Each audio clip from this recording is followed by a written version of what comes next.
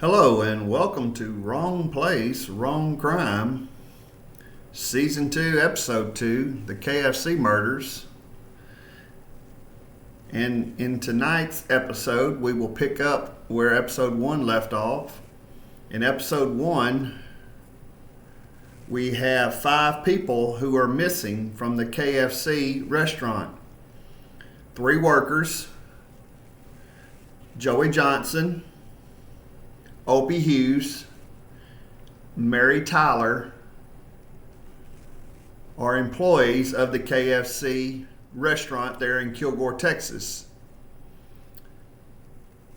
They had closed up at 10 p.m., had started to close at 10 p.m.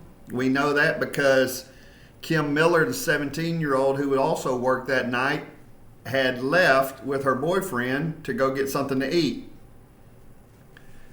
When she left, David Maxwell and Monty Landers, 2 friends of Joey's, had showed up, and Mary had let them in the restaurant. Kim had to come back later at about 10:40 to get some money from her mom, Mary Tyler, and there was no one at the restaurant. Now it's 11:30. They've gone to the hospital. They've called the police. And it's 11:30 and the police have arrived at the KFC and realized that a robbery and kidnapping had taken place. Sergeant Danny Pirtle of the Kilgore Police Department soon arrived and saw the signs of a struggle and some blood spatter around the restaurant. Pirtle was hoping for a positive phone call saying that the 5 had been found safely, but he quickly realized if it went bad, he was going to need help, and he was going to need a lot of help. So he drove to Longview, a neighboring town about 20 miles away, to see if his friend, a Texas Ranger, Glenn Elliott, would come and help him work the crime scene there at the KFC. Elliott agreed to, and he drove back and followed Sergeant Pirtle back to the KFC. When Pirtle returned to the KFC, he began to take hundreds of pictures of the crime scene.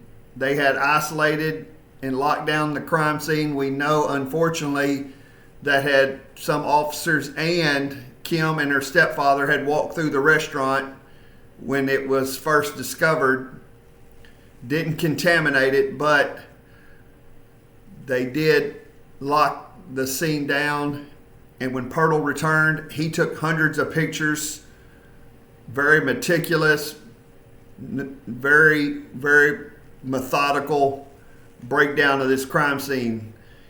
Of course, in the 1980s, fingerprinting was the biggest form of technology, so everything in the restaurant was dusted for fingerprints.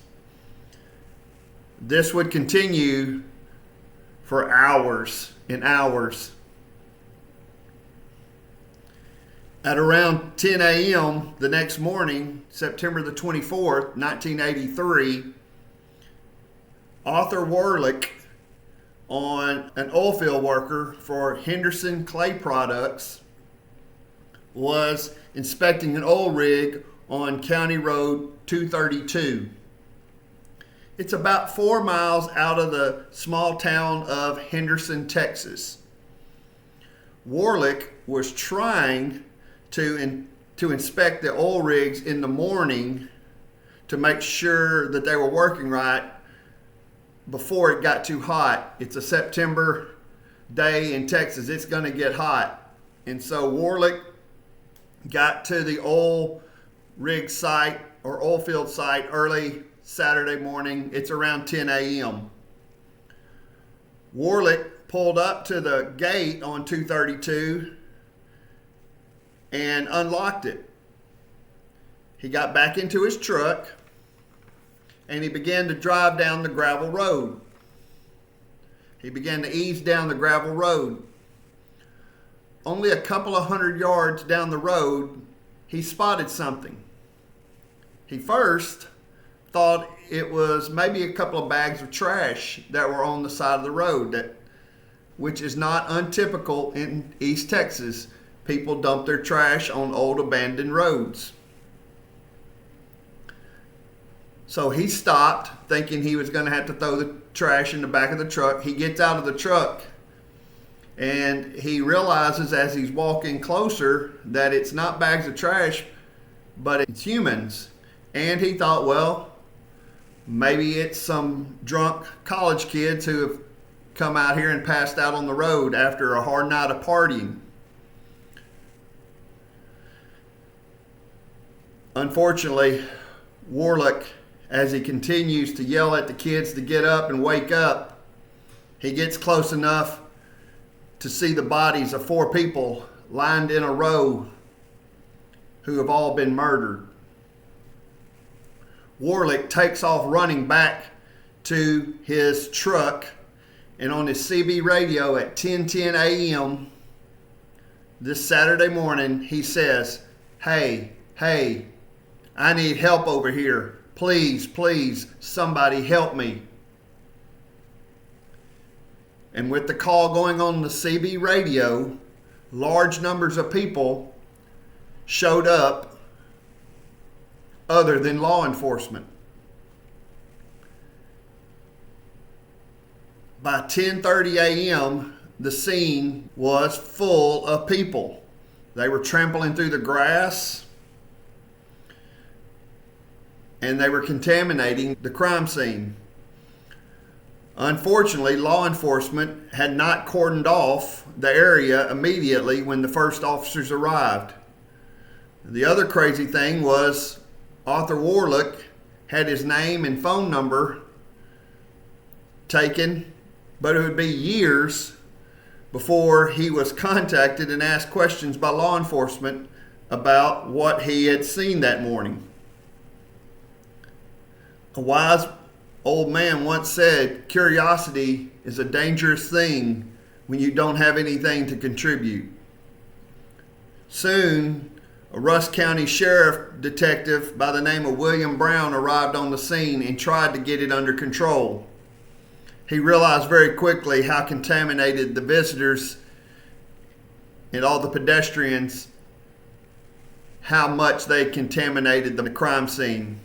Detective Brown finds here at the scene 4 bodies laying off the side of the road. 4 bodies who all had their hands underneath their head, lying, looked like peacefully on the side of the road. They weren't spread out.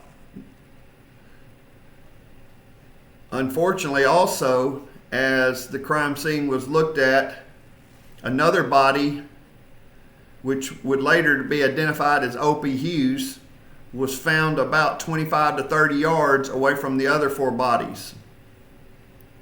David Maxwell, Joey Johnson, Monty Landers, and Mary Tyler had all been found together. Opie Hughes was found away from the others. All 4 had been shot execution style in the back of the head. Joey, it appeared, had been shot multiple times.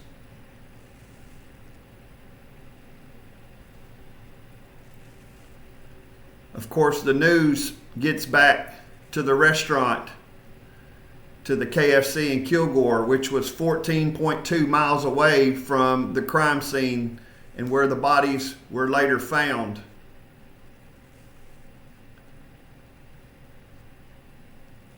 Sergeant Pirtle and all the others were horrified that the news had not come back good and positive, that the kidnapping or that the victims had been released under their own power. Their greatest fear had been realized, that all 5 had been murdered.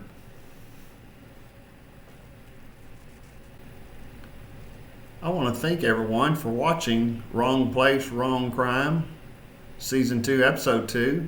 Also, on a positive note, we are up to 100 subscribers on Wrong Place, Wrong Crime. And so I want to thank everyone who's subscribed. So subscribe and like